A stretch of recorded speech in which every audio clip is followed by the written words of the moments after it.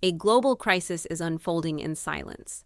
Knee osteoarthritis. It affects millions, a relentless force causing crippling pain, stiffness, and a devastating loss of mobility. For many, the road ends in one terrifying place, the operating room for a full knee replacement.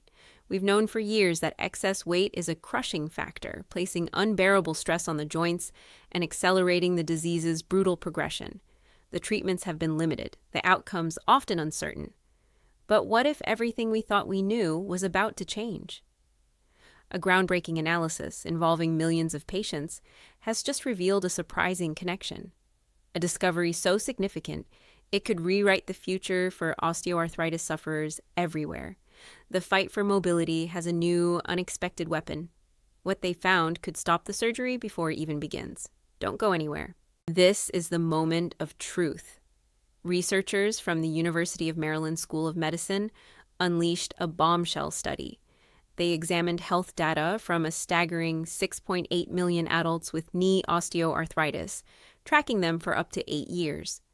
The question was simple but profound. Could weight loss drugs do more than just reduce pain? Could they prevent surgery? The answer is a resounding yes. The data showed that patients taking GLP-1 medications like semaglutide had a demonstrably lower risk of needing a knee replacement. This isn't a minor finding, it's a potential revolution that could spare countless people from going under the knife.